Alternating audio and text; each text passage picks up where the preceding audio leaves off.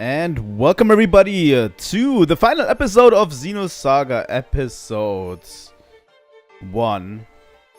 We are here to celebrate the final episode for Xenosaga episode 1, and it's going to be a doozy, I can already promise you that, because this episode, the ending is really good and I really love it, so we are in for quite the time. Welcome to stream, Kiza.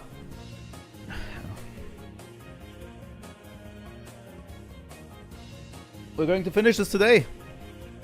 And tomorrow, in the early morning slot, we are starting Majora's Mask. I wanted to play Pokemon in the Ocarina of Time slot, starting out with Pokemon Yellow. But sadly, it didn't pan out as I wanted it to be because the Pokemon overlay takes way longer than I thought to program. So, we'll have to deal with no Pokemon. But yeah, Xenosaga is done for the day, and we're going to finish the final boss. Nice. We're going to finish. The boss fight is not that long, I can already say that, and the final cutscene is going to play, and right after we're going to get, I'm probably going to take a short break. And we're going to get over all the info we've learned. There's quite a few bits in the game's database that I want to go over that are not really clear from the way the game words them. And obviously my flowchart that we are going to adapt as time moves forward. And at the end, hopefully we get a full picture with everyone involved. Everyone knows who everyone is and what's going on, you know? Where is my controller? It's over here. Good. Okay, let me switch over to the game real quick. Because, boot ISO.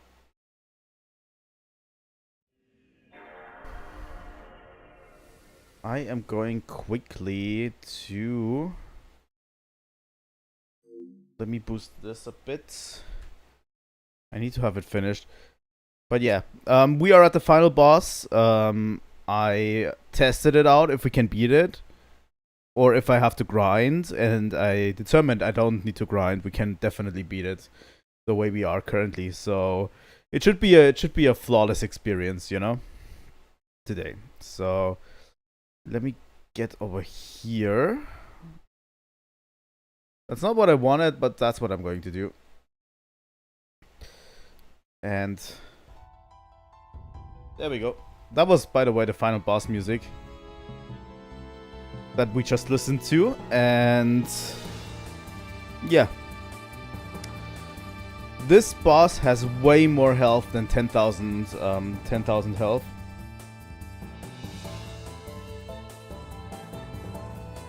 So let's go into it. We're going to mostly just burn down the boss as much as we can, honestly, with the team we currently have. Like, we finished off Albedo last time. It was a relatively difficult fight, Albedo, but this fight is not that hard, honestly. Once you're able to beat Albedo, this fight is relatively laid back.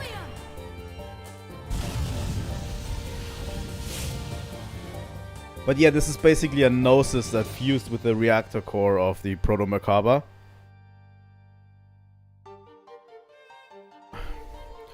Sophia Paitos. I don't know exactly who that is. I would have to look it up. But that's probably a biblical figure of sorts.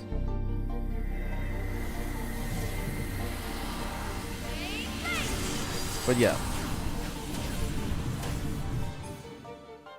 This boss just has high health. It does an okay amount of damage, like 130 to Chaos. That would be pretty crazy. But yeah, Albedo is definitely the more difficult one of those two.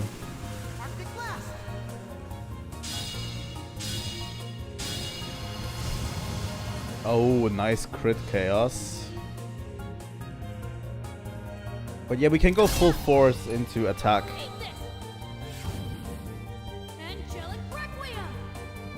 I'm going to try to build as much boost as possible for now, with just attacking.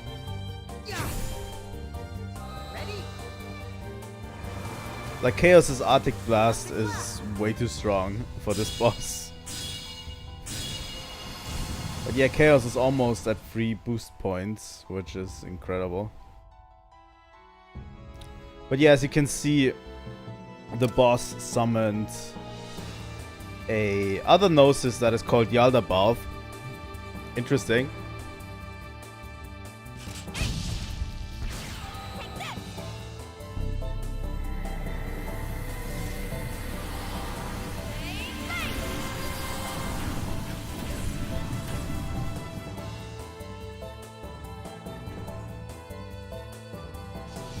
Oh.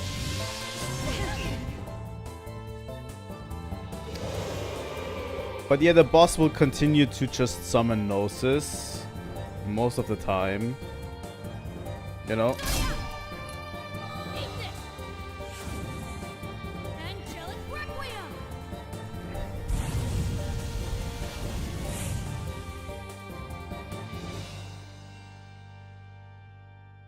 That's an interesting thing, because in Gnostic scripture, Yaldabaoth is the name of the demiurge. Supposedly the god of the Old Testament. That is not the real god, but an imposter. Which is an interesting concept, you know?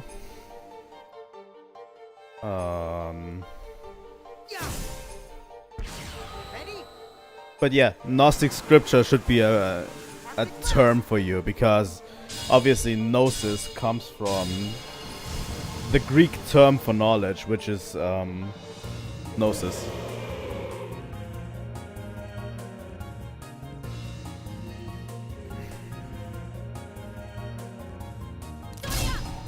And there's a whole swath of Gnostic texts that were basically cut out from the Bible when the Bible was forming in its early stages, right? Those are texts that were like true believer texts. Those were Gnostic scriptures, you know? Like the followers thought of themselves as the ones who know everything.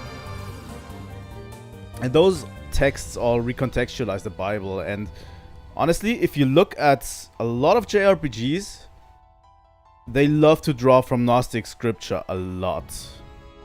A whole lot. Like every JRPG loves drawing from Gnostic scripture, at least when gods are involved, you know? Because it's like an interesting part of history, you know? Like the earliest formative years of the Bible are a really interesting part of history.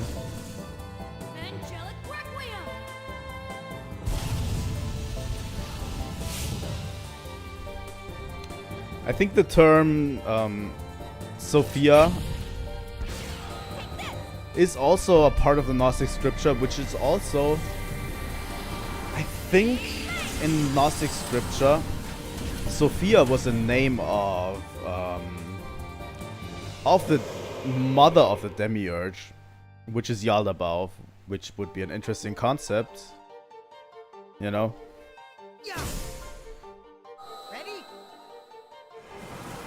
But yeah, I'm going to only get into mythology a bit right here, because it's probably the boss name that's driving this.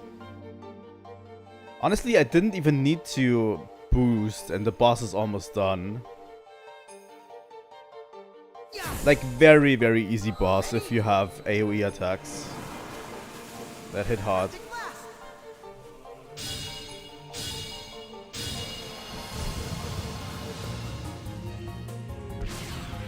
I can boost Junior once to just finish the job.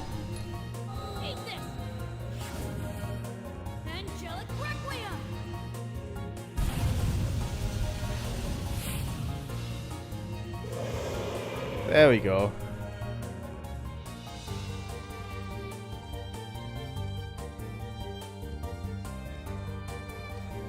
But yeah, the games are going to get into biblical scriptures and everything a lot more as time moves on. And I mean, Gnostic and biblical references are a part of the Xeno universe. Always. We have to get out of here quickly. Let's enjoy the finale for Xenosaga. More explosions?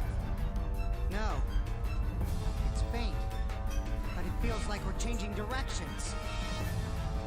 Shion, I have confirmation of ignition in the Proto-Merkaba's propulsion units. It is descending towards second Milsha now. I hope the audio is okay. And you can understand everything.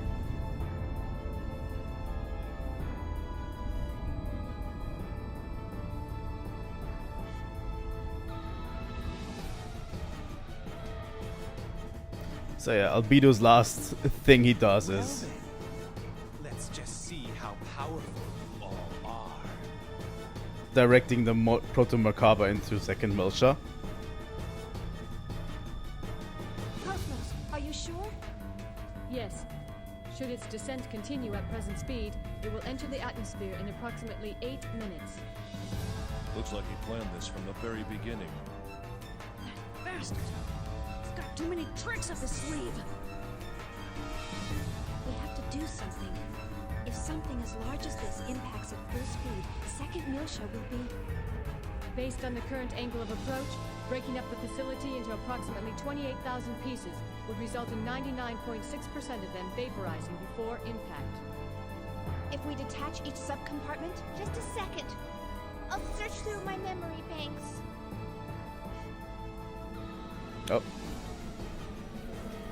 I love the glowing of Momo when she searching. Control room.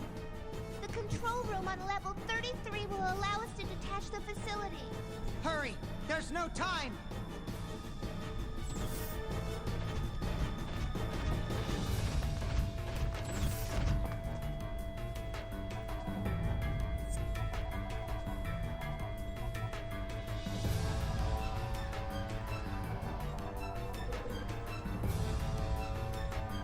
Oh no! Is there a problem?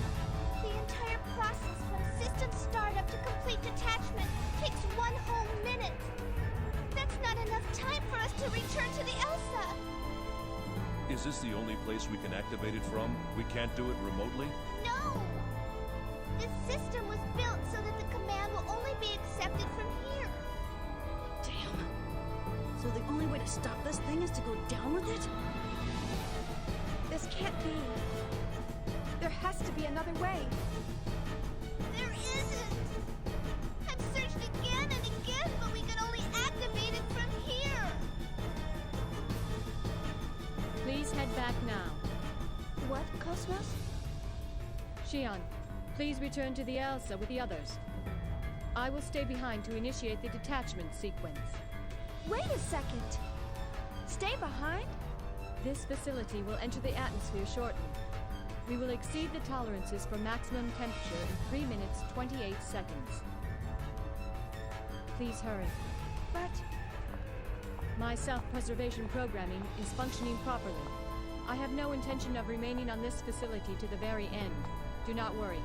At maximum speed, I can reach the Elsa in under 1 minute. You're sure? Yes, this option guarantees the highest probability of success. All right. Let's go, Shion. but Trust her. It'll be okay. She'll catch up. Now come on. Shion? Shion. Yeah, let's leave KOS-MOS behind. KOS-MOS! You better make it back. You hear me? You better.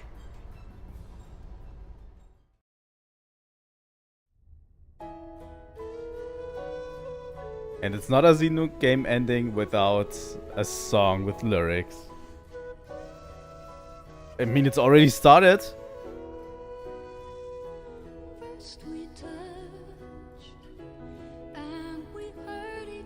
This is what I love about the series. They make every last moment so good.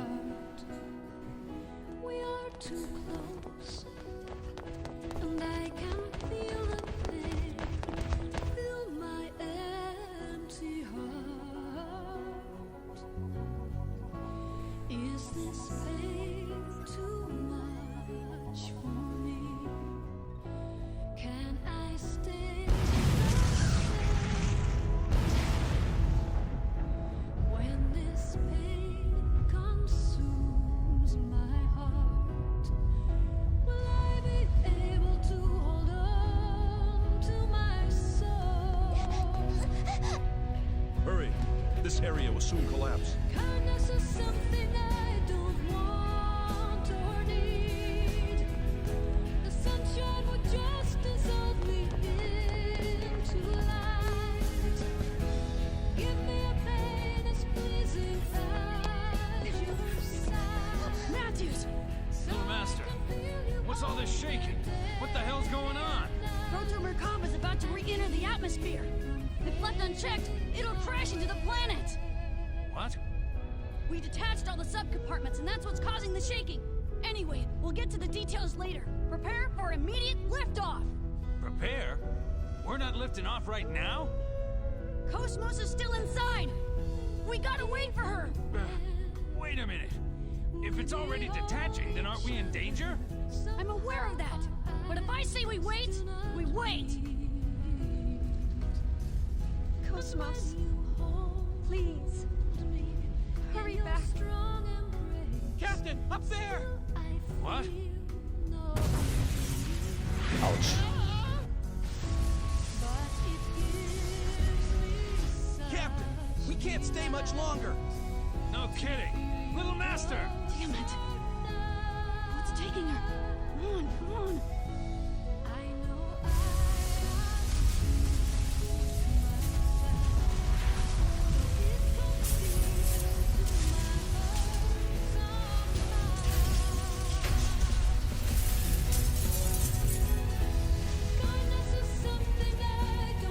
Captain! Little Master! Right, all right. Lift off!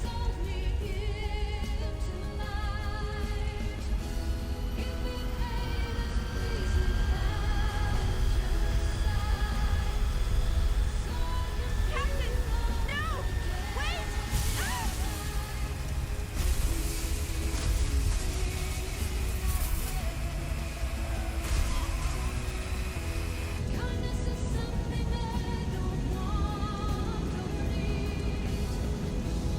That was close.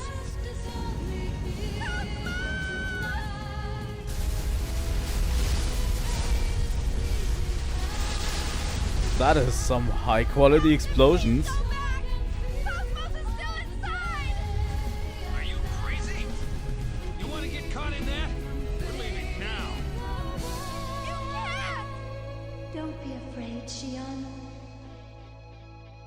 Everything will be all right. See with your heart. See? With my heart.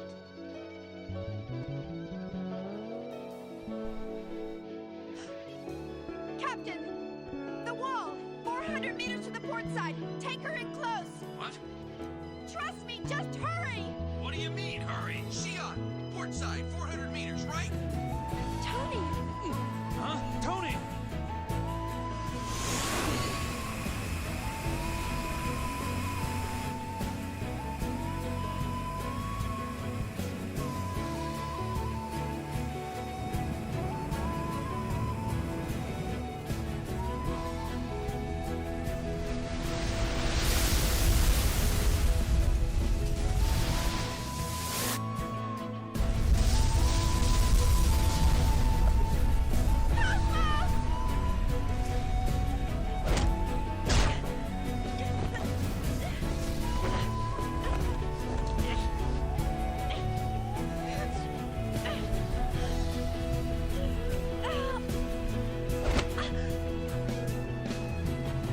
Good job, Ziggy. Good job, Ziggy. There she is. Honestly, some really high quality explosions here. KOS-MOS, I really ought to put you on a diet. Thank goodness.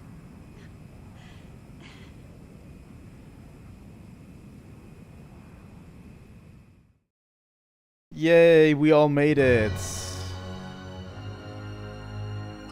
Or did we?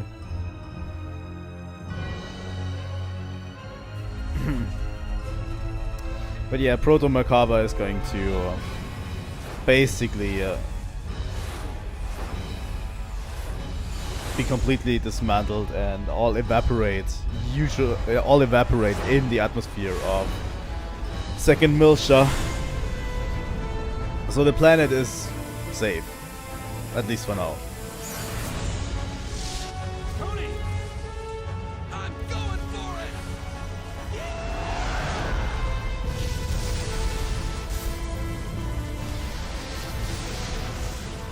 Some of these pre-rendered cutscenes look absolutely incredible, honestly.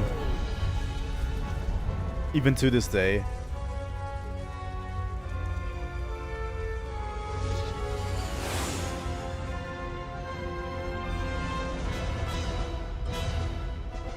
Something's wrong. Let's get to the bridge. And yeah, we're also entering the atmosphere.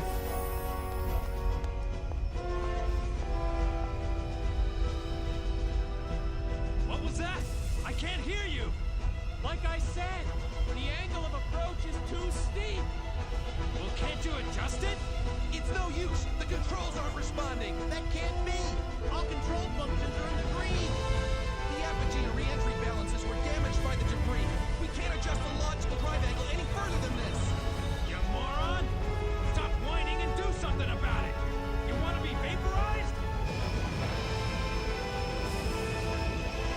Well, at this angle, we're not going to get there.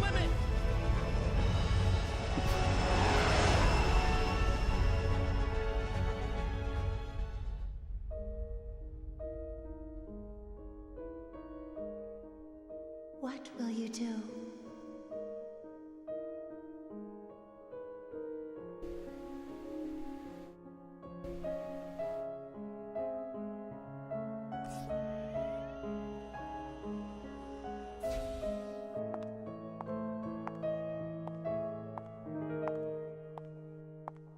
You're...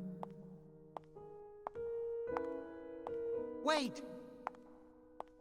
Relinquish your pain unto me.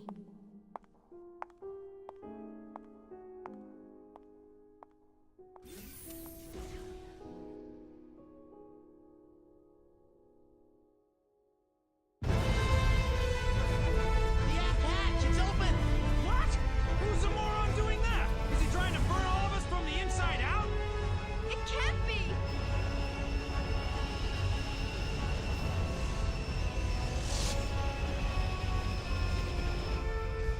Cosmos, you can't!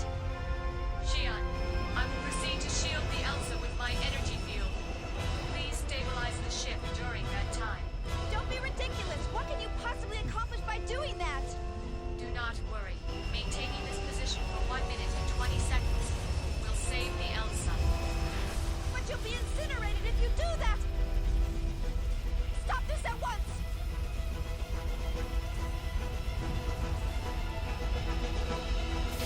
I am happy to be of service. External cameras destroyed! Oh.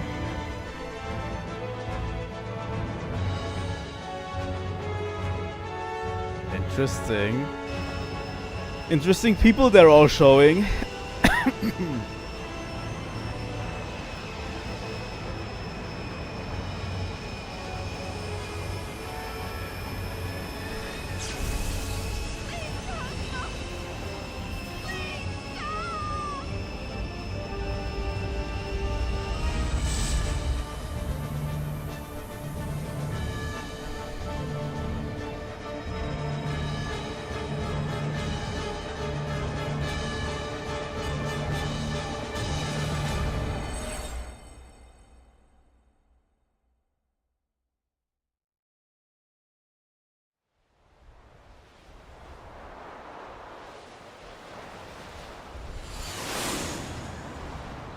And we made it to second Milsha.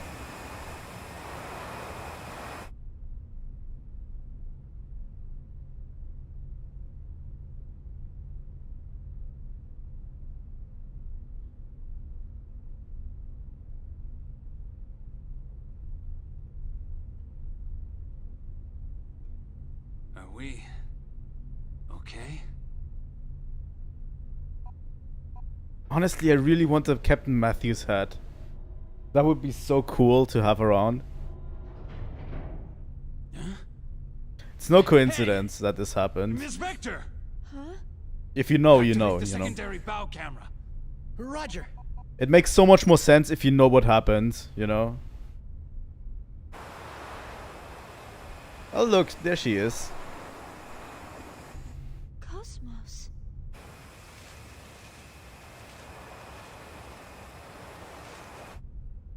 Cosmos!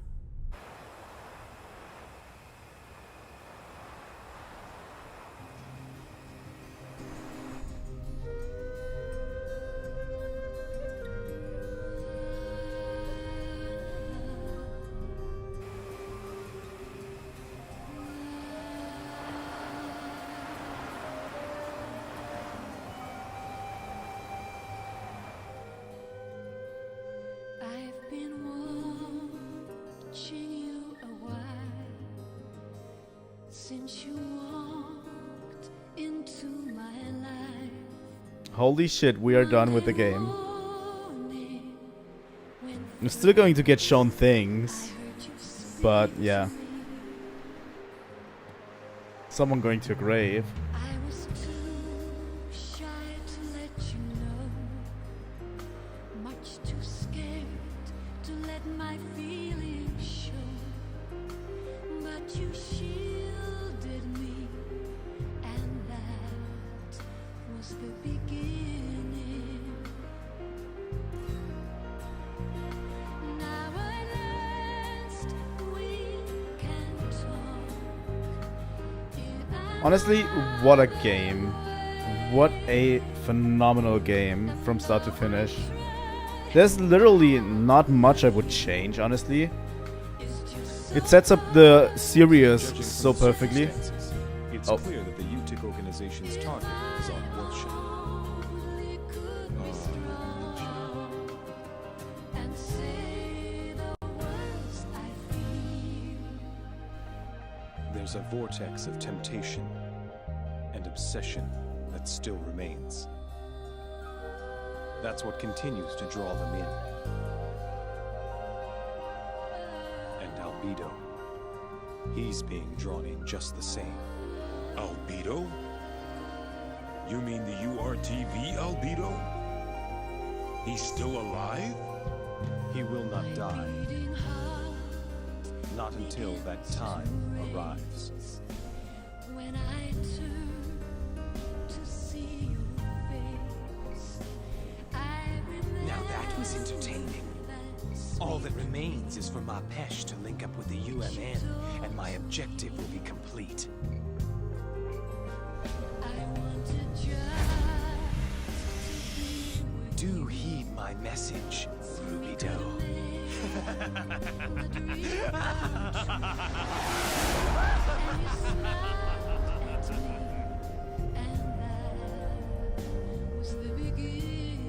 We've confirmed a gate jump by Albedo's craft.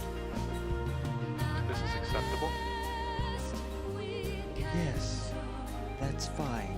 The door that leads to Abel's Ark. He is the only one who can open it.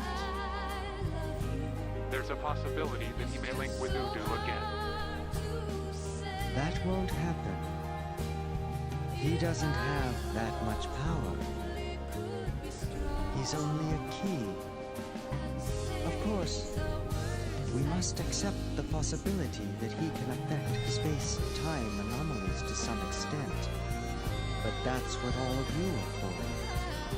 Still, his will shines with such wondrous light. It's a shame to relegate him to such a minor role. Don't you think?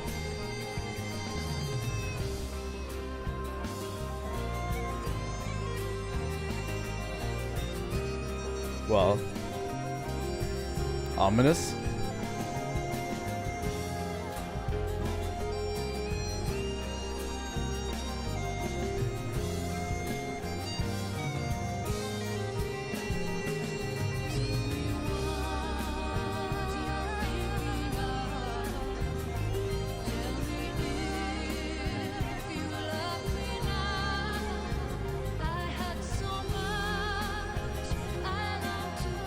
I love KOS-MOS's Xenosaga 1 design. KOS-MOS will get redesigned a few more times throughout the games, but her Xenosaga 1 design is perfect, in my opinion. Welcome back.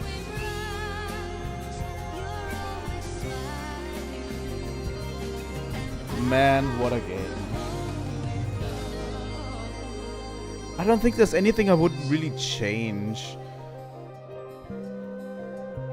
I think maybe the battle system could get a little bit of tweaking so that you can actually skip animations, maybe an option to skip animations, and that's about it, you know. I think it's been incredible, you know. The bosses were interesting, the battle system is interesting, the skill system is interesting. The story sets it up so good. In fact, it says to be continued. Save clear data. Yes, I would like to save the clear data if I can. Here we go. Because if you have episode 2... Here we go. Let me see if we continue from clear data, what happens. Oh, okay. But yeah, episode 2 has extra content if you have clear data in Xenosaga 1. But yeah, it's incredible. Like, the thing is, this game almost sets up all of the characters we're going to meet throughout all 3 episodes. Like, it sets up a whole lot of characters. There's definitely a few who are going to be introduced in Xenosaga episode 2 and Xenosaga episode 3, but not too many, honestly. A lot of the characters we have met are actually going to be staying in the series, and not many new characters come into the picture, which is really, really interesting, you know? And it had to set up a whole ton of stuff, but it managed to deliver, in my opinion, on a lot of stuff, especially the ending. The ending is, it gets me. It's just, you know, shivers every time. Because honestly, it's such a great end to the first game. It sets up so many new plot points in the future, but it also goes into past games. It sets up so much lore. It drives us towards the next game.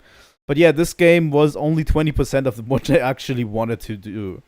They probably wanted to go to second Milsha in this game, and then go to second Milsha, have the second Milsha thing, which is part of Xenosaga 2, be part of the first game, and yeah, everything around it. But yeah, there's a lot here. I like it a lot. It's Xenosaga Episode 1 is a really, really great game, and I think it deserves the praise. It actually was not that it didn't sell too well, but for a JRPG, it sold well enough. I think for a JRPG on the PS2, it sold enough units to warrant a sequel, and yeah, it did get one. But critically, it was relatively acclaimed at the time as well, so the problem comes in with Xenosaga 2 and 3 selling way less than the first game, obviously. It's probably a part of calling it Episode 2 and 3. Nobody's going to buy an Episode 2 if they haven't played Episode 1, you know? Stuff like this. But yeah.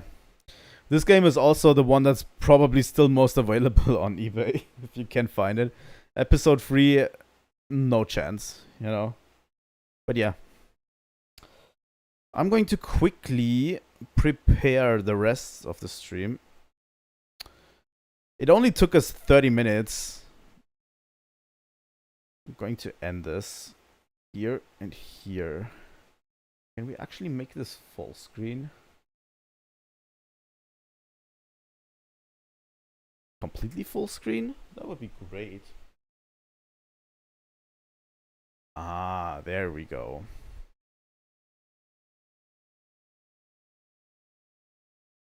Okay. But yeah, I found the flowcharts. Here it is. And then we're going to get into the game's files again once we've done the flowchart, you know, to clarify a few things. But I'd like to do it now because we've only had 40 minutes so far in the stream. The ending was relatively quick. If we did have time last stream, I would have still done it. But sadly, we didn't have any more time last stream. It's relatively short, you know. But yeah, let me show you what I have here. Game screen capture. Here we go. I think I can zoom in, right? I can. Yeah, I can. Let me set this up real quick. I hope I'm not making too many mistakes, but let me zoom out. This is the entire flowchart. This is just characters and organizations, by the way. Just characters and organizations in the Xenosaga universe. And I'm going to highlight a few characters you should look out for that are that know more than that. It's probably the characters we've seen in the final cutscene when KOS-MOS jumps out, right? There's a few of them that we have seen. I think it was Chaos, it was Wilhelm. Who was the other one? Oh yeah, it was Nephilim. Nephilim, Chaos, and Wilhelm. I'd like to highlight those three because they are really important. And we know nothing about them, really. Like, if you look at this flowchart, we know so much about the other characters, but not about these other three. So let's start off with Vector Industries. I would like to start off with Vector Industries because it's the earliest thing we've gone through, right? Is on the Voglinde, which is a Vector Industries vessel, and it's where KOS-MOS is developed on at the beginning.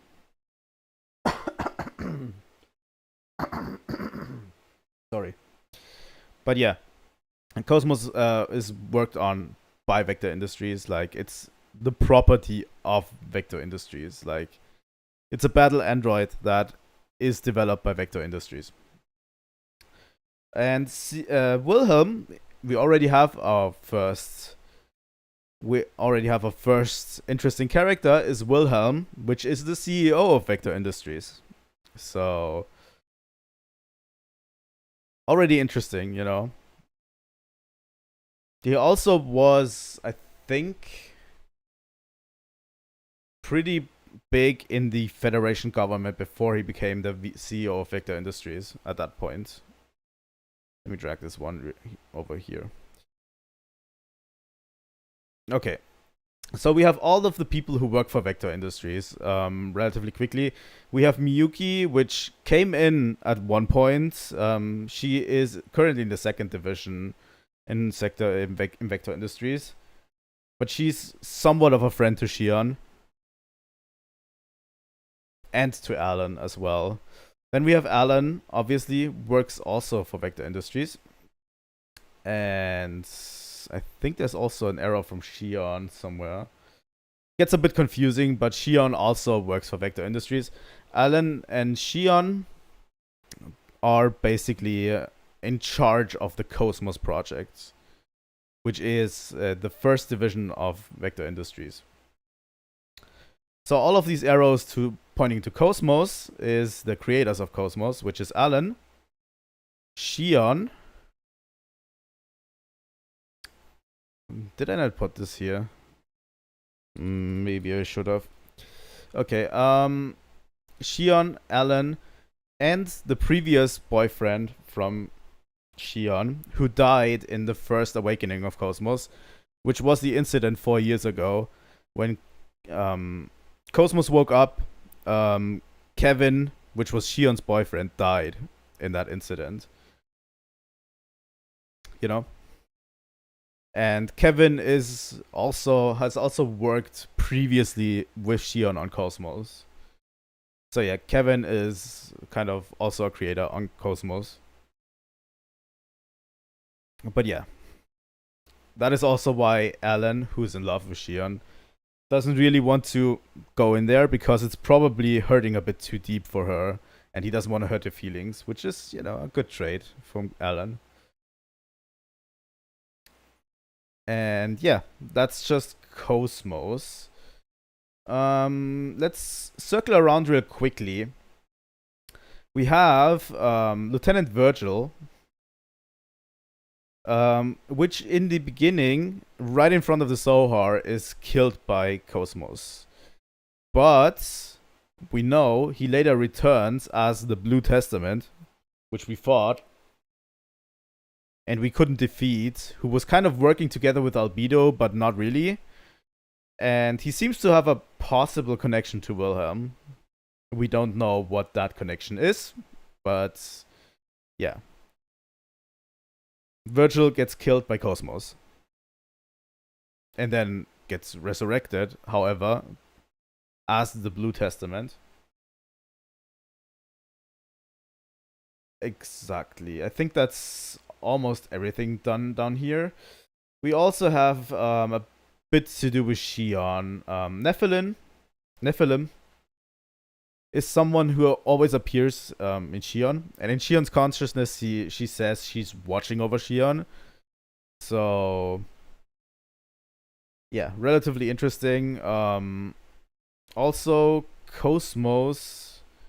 She tells Shion that KOS-MOS will have a battle with Udo in the future, which is this arrow here, this arrow down here. The thing belongs actually to this arrow. But yeah, Udo and KOS-MOS will battle in the future. That's what Nephilim tells Shion. And that battle would probably destroy the universe. That's a future we want to prevent.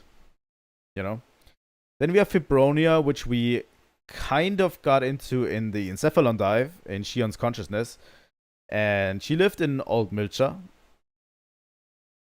And she tells Shion that she needs to go to the Old Milcha to recover her memories. That's what needs to happen. It's also a thing we need to do, you know. We're currently all traveling to Second Milcha, but we need to get to Old Milcha somehow. And yeah, Fibronia tells us to go there.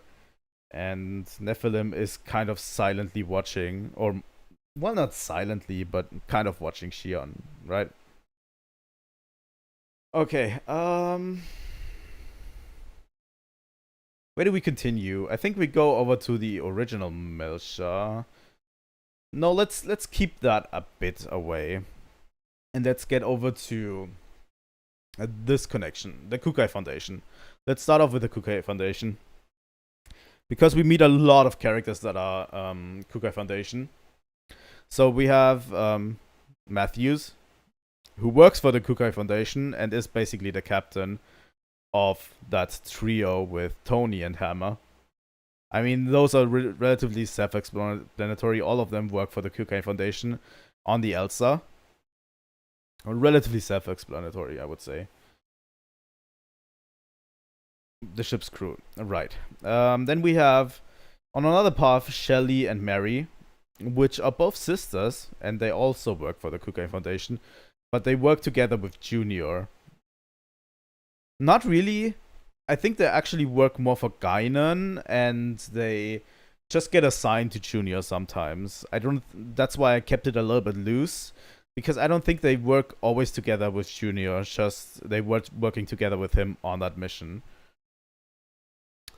Okay, so then we have Guinan Kukai, which is the CEO of the Kukai Foundation, obviously. And he works together, or, you know, the official status is he's the adoptive son, but Junior is actually as old as Guinan, you know. So, but he just has a body of a child, and that's how they are pretending to, you know, be father and child. But yeah, then we have Guinan Kukai. Then we have Junior, which his real name is Rubido, obviously. And his real name, the name he has, is not just Junior, it's Guinan Kukai Junior. So that's his full title, you know.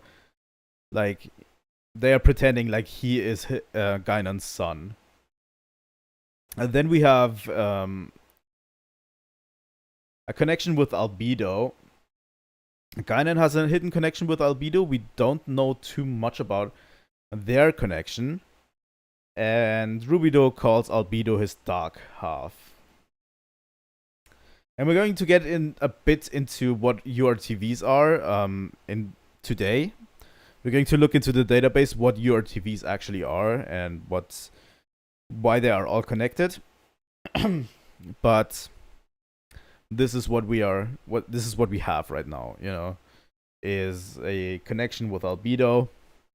They were fighting, and yeah, Albedo seems to enjoy triggering Junior very, very much. Also, we have Helma over here, which is a part of this. He doesn't play a major role, but he is sort of a leader of the second Miltia government. And he seems to work together with the Kukai Foundation, you know? I think that's this whole part figured out. Like, there are very loose connection between the actual protagonists of the series, like Junior, Momo, Ziggy, Shion, like the actual protagonists that we get to play with. There's very loose connection for this part, you know? Really. They're just traveling companions, you know? I wanted to kind of make it so that they are traveling companions and that you can read it, but it was kind of a mess doing this, so I made it this way. But yeah, then we have the second Miltia government.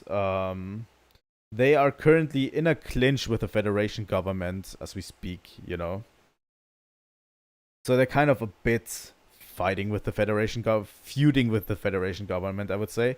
Because the Federation government wants to have a more of a say in second Miltia government. That's why they are kind of... That's why they are kind of connected a bit, you know.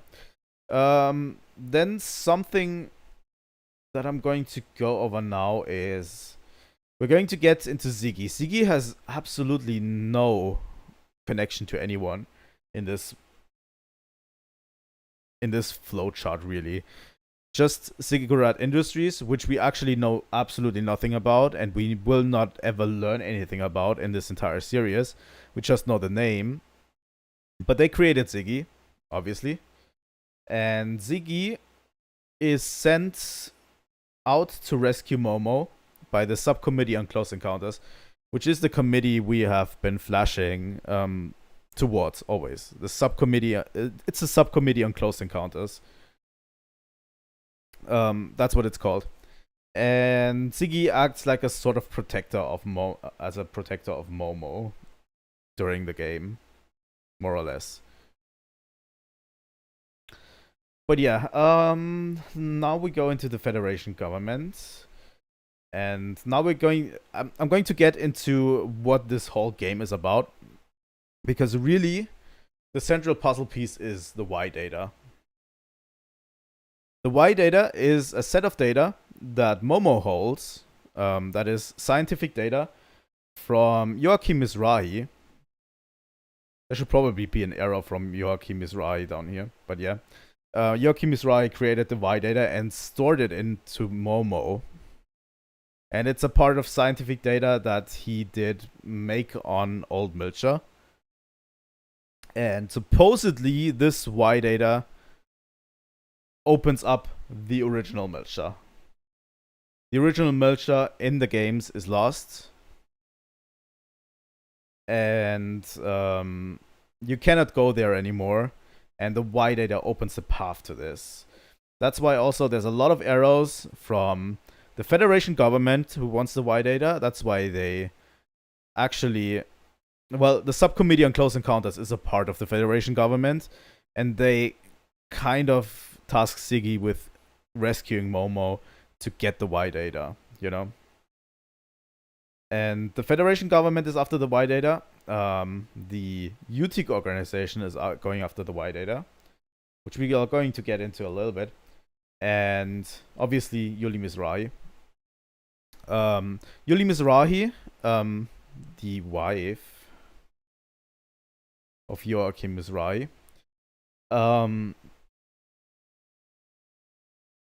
once she founded the Subcommittee on Close Encounters originally, and yeah, she also wants the Y data, and she wants to get Momo to get the Y data, you know. But yeah, she thinks that her husband is a madman. And yeah, then we have to go into Joachim Mizrahi a bit. He is supposed to be the cornerstone of the Miltian incident, right? Supposedly he's a scientist that made all of these inventions, like the Song of Nephilim. And he is supposedly responsible for calling the Gnosis. But yeah. Also, the Utic organization is a lot older than we think it is. They are basically the bad guys of the series. But yeah, it's a lot older, and it's the research organization that was researching on old Milcha, you know. So Joachim Misrai is actually was a part of the Utic organization back in the day. But yeah, he caused Gnosis to appear on the original Milcha. Obviously. Apparently. And yeah, he's branded as a mad scientist who caused the Milchen incident to happen. Then we have, when we are already going over the Utic organization, we can already say who works for it. It's relatively simple. Margulis is sort of a commander in the Utic organization. Pellegri is a bit below him, I think, in terms of rank. She seems like she's more of a henchman than a commander. And there's a mysterious organization called KOS-MOS, which we know nothing about, that seems to control the Utic organization. And I think they once mentioned the immigration fleet. Just once. That's why there's a ton of question marks here. We know nothing about the immigration fleet and KOS-MOS, really. We just know that this person, called Sellers, is actually working for KOS-MOS. I think that's pretty clear, you know? And KOS-MOS seem to be kind of controlling the Utic organization in the shadows. A relatively simple connections here. Okay. Then let's go to the Zohar. The Zohar is also a central cornerstone in this game. It is supposedly a infinite energy source that can do very much. You might call it a conduit. I don't know if it has any official connection yet, but it is shaped like a cross, and it's a huge device that has infinite energy sources. That is an infinite energy source. And it sends out certain waves. Apparently. Which is a hidden connection to Udo. Udo, we know nothing about. It seems to be a sort of wave that gets sent out by the Zohar. But also Nephilim claims it's a consciousness and not just mindless waves. But Udo is a consciousness that's supposedly behind this. And yeah, the Zohar has also a hidden connection to the UMN, which is the Unus Mundus network, which is the network we have been traveling on, basically. The UMN is kind of a network of gates in space, where you can travel from one part of space to another relatively quickly. And it also serves as as a sort of internet thing in the game. But yeah, it is like this network of gates that you can jump in between, and which makes space travel so much faster. And yeah, we have the Zohar, we have Cherenkov, which gets turned into a Gnosis by the Zohar. And Cherenkov worked also for the Utic organization. And I think that's all the characters we meet, pretty much. But yeah, I hope it's relatively clear and I could organize it relatively well. It looks worse than it actually is. But I can assure you, there's not going to be many more characters that are coming into this picture. Not that many more. We'll definitely will upgrade the hidden connections and the connections to each other. But yeah, I think that's about the flowchart. I want to get back into the game real quick to read some of the text. It isn't as confusing as it looks, because all of these characters are working for certain organizations, and Yeah.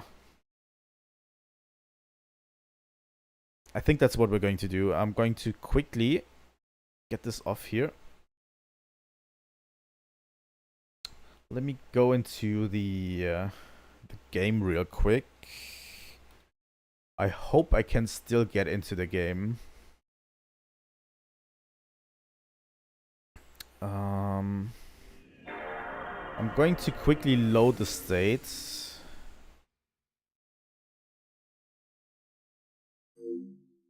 This one. Sorry. This is the last state we have. Let me get this over here. Here we go. This is right before we challenge the final boss, right? And we can go into the UMN. And we're going to go into database. And we're looking at keywords. There's a whole ton of keywords in here that are like... Holy shit. That's a ton of stuff, you know? But yeah. We have the Abyss. That's where they put the Proto Macabre. It's supposed to be a deep hole. The in-game reference is a double black hole that appeared in Milton Space. That's where they put them Proto Macabre, apparently, but they didn't. But the Proto Macabre somehow got rescued by Albedo. Acute Neurosis Treatment Facility is the facility that Shion's mother was in the Milton incident. It has an unknown type of illness that it treats. We know what aches are. We could look at characters. Actually, the cool part about this database is it even gives you the reference. Like, for example, it tells you in Psychology and Alchemy of Jung refers to albedo as widening, as one-stage process of human individuation. Like, it gives you even background info, which literally makes this a wiki, you know? But yeah, Alan, Amplifier, Android, Archetype, Auto Modes.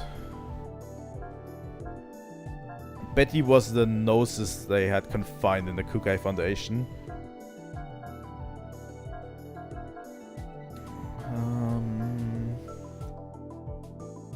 Who is that?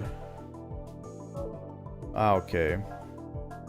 Cargo weight. Chaos. A slender young boy. His relationship with Matthews and the crews appear to go back for quite some time, as he volunteers no information whatsoever about his past other than his name. Everything about him, including whether he even has a memory of his past, is unknown.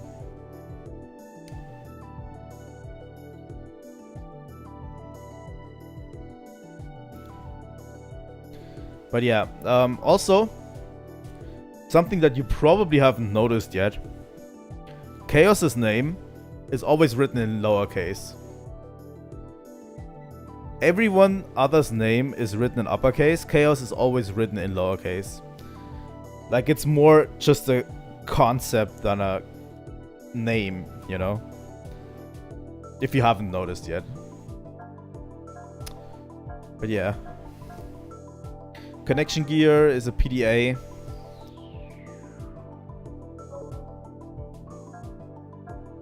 Yeah, it's always written in lowercase. I think next time Chaos is referred to, I'd like you to look out, because it's always written in lowercase, no matter where it is in the sentence. Creator and creation. Curry, Cyborg. We went over DME addiction. What is this again? Double slot sensory. Okay. Dummy protocol. Durandal. Elsa. Emulator Encephalon. the word for brain in Greek language. The in-game reference is to the simulated environment built inside KOS-MOS's main network. Executive... Okay. Executive Committee. Febronia. I don't think we should look into that a lot. Fifth Jerusalem is the capital planet of the Galaxy Federation. I think it only got mentioned once. Fifth Jerusalem. The headquarters of the what is it called? Subcommittee on Close Encounters is also located here. It was the 5th planetary capital of the Galaxy Federation. That's why it's called 5th Jerusalem. Interesting. Gainon Kukai, the chairman of the Kukai Foundation.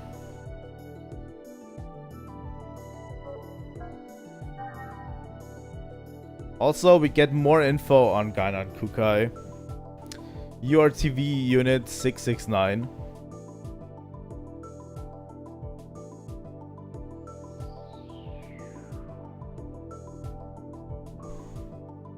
I don't want to read into that yet because it's going to get explained in the next game. Gate jump. Galaxy Federation government. We know what these things are. Gnosis, entities shrouded in mystery. Gnosis exists in a unique dimension separate from the physical plane.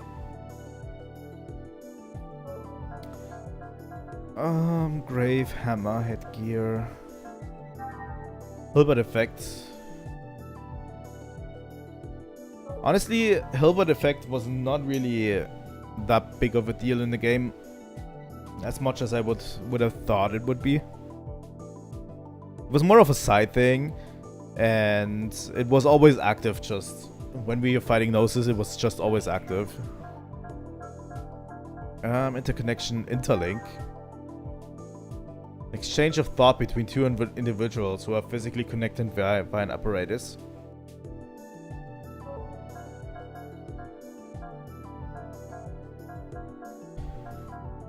Junior 2, one of the surviving URTV units.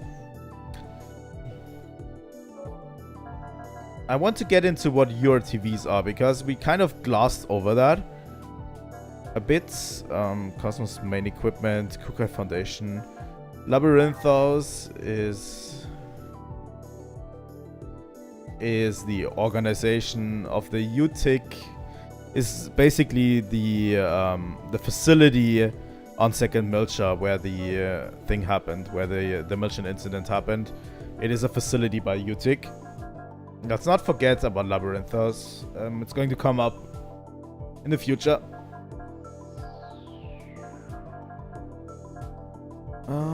Lost Jerusalem, as we know, is Earth. Let's keep also that in mind. Relatively important. Margulis. Milchan conflict. Miyuki, Mizrahi, Cerebral Sciences. Nephilim. According to the Bible, the sons of fallen angels. References to the Nephilim can be seen in the Old Testament. Negredo. Interestingly enough, we never get Gainon's real name because, you know, we have Albedo and Rubido, but it's the nickname for the jet black-haired URTV units, number 669, which is Gainon. So Gainon's real name is Negredo, which means like black, you know. Whereas Rubido means red, Albedo is white, Gainon is black, you know. So notice of the cloning, Old Milcha, otherwise known as Milcha. And it's currently in the galaxy closed off since the Milchan conflict. We have even Albedo's little pesh. It's French for peach. That he always says. But yeah. Pellegrini, we have gone over that. Personashi. Phenomenal like this. Photon torpedo.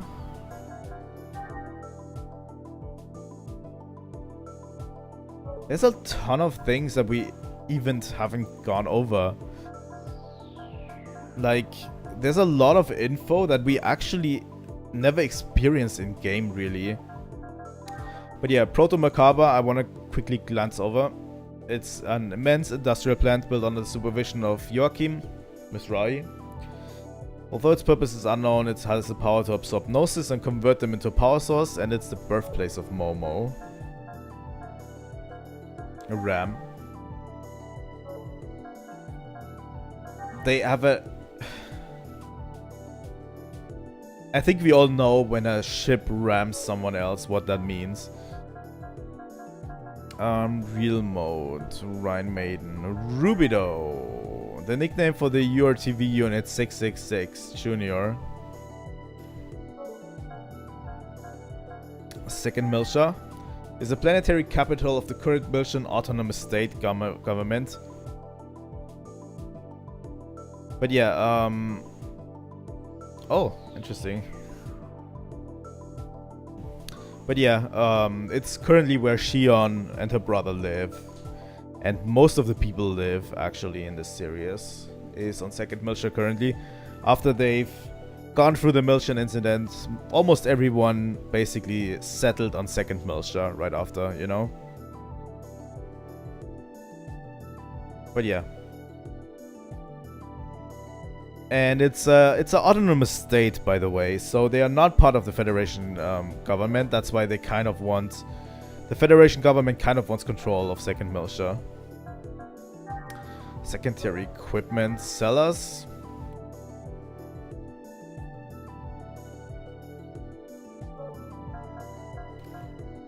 Seraphim's sister Shelly, Shion. Shion's father is never really named, but he seems to be a scientist. Or a supervisor. High-ranking official in Federation's Ministry of Energy as a supervisor of special operations. We don't know what his real thing was.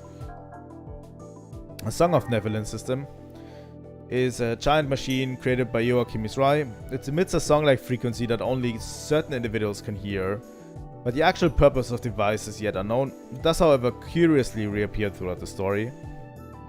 Be it in the meaning behind the word madness uttered by Junior Margulis, or the appearance of a girl with the same name, the fact that Shion saw this device on Milsha as a little girl only furthers the mystery. So they're being kind of coy about some things. Tactical similar, Togashi, Tony, Trade Column, Transfer System, 12 Apostles if you didn't know your Bible, the 12 Followers of Jesus Christ, Type G Uberhumans. This is one that's relatively interesting, is the entry on Udo. The entity depicted as a massive shockwave originating from Old Milsha in the futuristic vision shown to Shion by Nephilim. Judging from the words of Guinan, Helma and Wilhelm, it is clearly related to the incident which occurred 14 years ago. Nephilim claims that the wave is a living consciousness, but the truth is yet to be revealed. Then we have the UMN. It's short for Unus Mundus Network, an information network that spans the entire universe. Its non-locality is a large factor, and it's used in space warps and FTL communications. The term Unus Mundus, literally one world, was used by psychiatrists. But yeah, a lot of background info you're going to get here. UMN Pulse, Transfer Column. There we go. That's the one entry that I wanted to read because it's really important. It's never explained in the game what URTVs actually are, what Rubido and Albedo are, but it's an entry here, you know. It's short for Udu Retrovirus, also known as U-Retrovirus, a biological weapon whose life energy wavelength cancels that of Udo. 669 units were created by the late Dr. Dmitry Yuriev, head of the Yuriev Institute. Dr. Yuriev is the genetic father of the URTV. That's also an intro for the next game.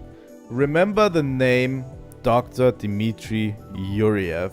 You're going to hear it a lot in the second and the third game. He doesn't get mentioned once in the first game, which is interesting, you know?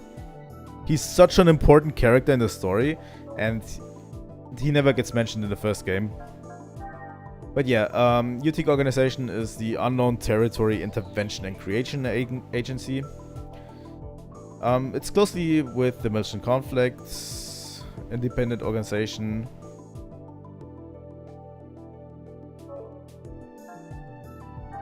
V4 fields. One of the visual fields of the brain. The human brain is said to contain 30 or more.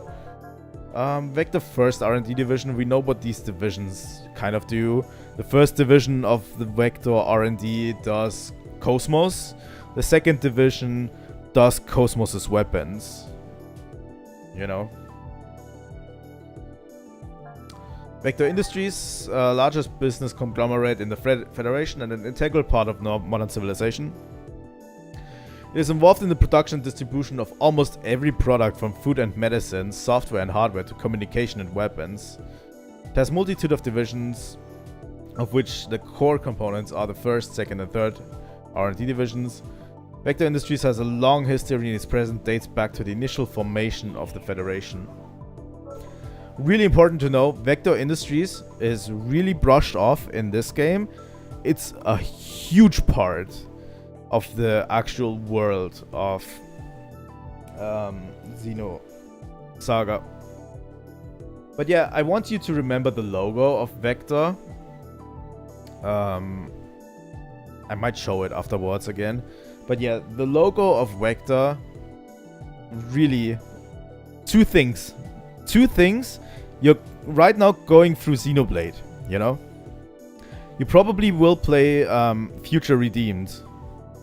There's two things that I want you to take away for that game, for Xenoblade 3, is the logo of Vector Industries and the name Dr. Dmitry Yuriev. Just saying. That's the two things that I want to give you. It's not really a spoiler, but please remember those two for your playthrough.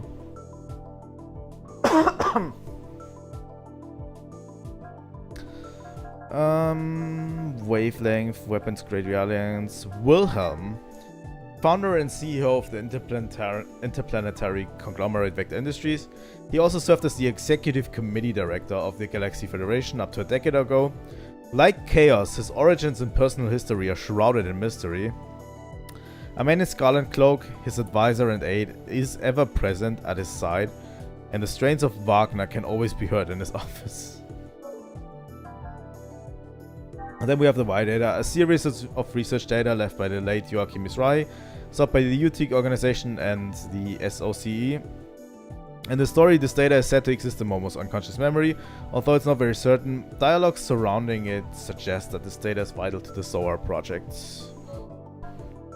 Cigarette 8, we don't need that really, but we want to look at the SOAR.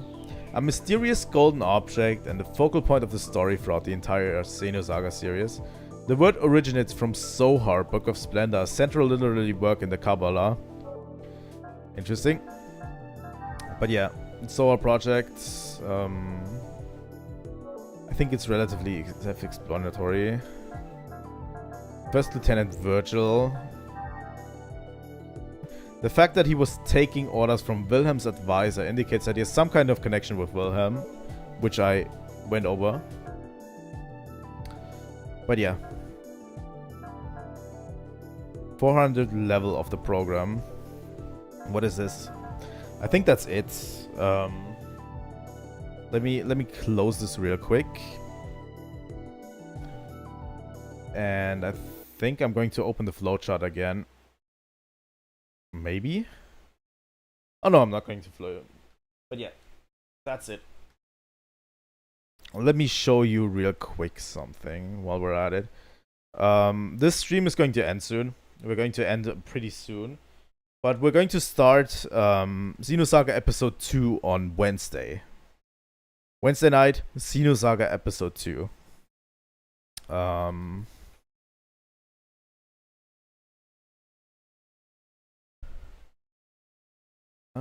Vector Industries. There's a real world Vector Industries. Huh, interesting. But yeah. Let me open this. Oh, come on, Wiki.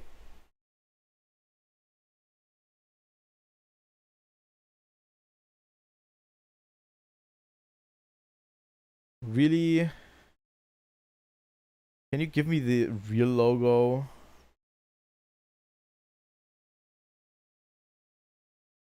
But yeah.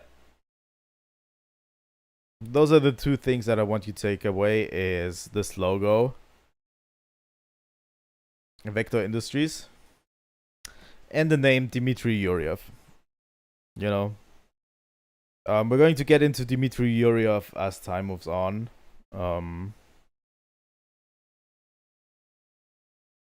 Probably, you know, we'll get into him before you enter Future Redeemed. But yeah. Really two important puzzle pieces. For me, at least. But yeah. That's about it. That's about it. It's just in Future Redeemed, by the way. Don't look for it in Xenoblade 3. I don't think there's any references to that.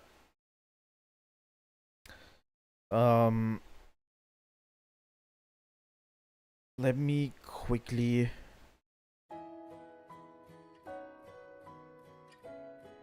How can we hear the ending song again? Nice. Yeah, that's where I'm going to end the stream for today. Wednesday is Xenosaga Episode 2. Tomorrow I'm going to be playing Majora's Mask, so stay tuned for that if you want to. And Wednesday, Xenosaga Episode 2 will start. And it's going to start with a bang, because the intro to Xenosaga Episode 2 is an outright bang. Really underappreciated. I'm going to... I don't remember liking it very much, but I don't remember hating it, you know? I don't remember hating Episode 2, but some of the character redesigns and the voices are a bit different.